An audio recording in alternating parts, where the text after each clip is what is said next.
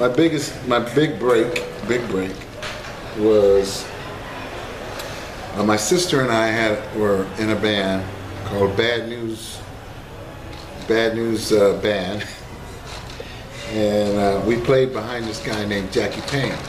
But it was at the most popular club in LA in the 70s. One of the most popular clubs. I should say one of the most popular black clubs in LA. It was actually in Culver City, and it was called the Cover Girl Lounge. And so all of the stars, and it was a very popular place, and frequented often. Quite often you would see a lot of limousines, and which meant they were kind of rich and famous.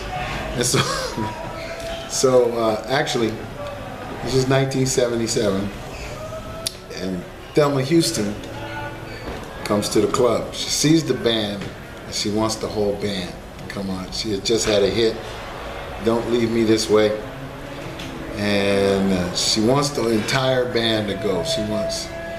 So she sends Gil Askey to come and rehearse the band and see if we were competent enough to go on the road with her, to tour with her. Turns out of all the players in the band, only my sister and myself actually joined her band. I tell you what really impressed me is that Alex Acuna was the drummer in her band. I was like shocked. But that was also the point where I realized, it was a big break. We got in the band, all that happened. But that was actually a turning point, because throughout your career as a musician, you need to keep learning. And that was the point where I realized I knew a lot of Motown. I didn't know tradition. I didn't know folkloric music. I woke up the first day of the tour, and I could hear Alex practicing in his room on bongos. And I just stood outside his door till my foot went to sleep. I literally, I was like, wow, he wowed me. There's a different feel when you, I guess this is kind of, getting into what genres. R&B music has this particular feel, and it's kind of set up by all the guys that did it. And there's an interpretation that percussionists have of Latin music. So they hear Latin rhythms, but they play them when they get filtered. They're not, if they haven't learned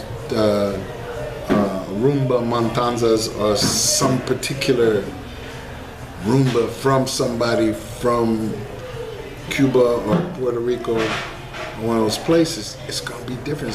It's going to have the things that we hear, because you don't hear all of the nuance of the rhythm.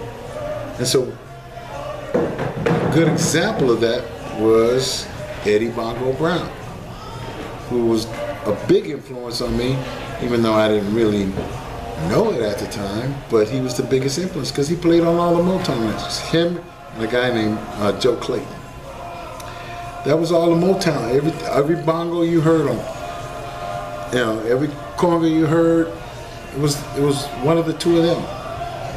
So that's a different feel than Montuno or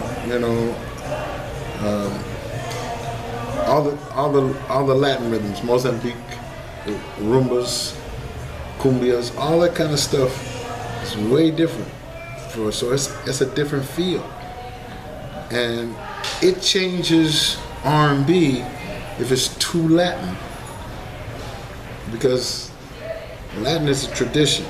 R&B is a loose kind of doom doom ba doom doom doom ba doom doom ba doom doom doom ba.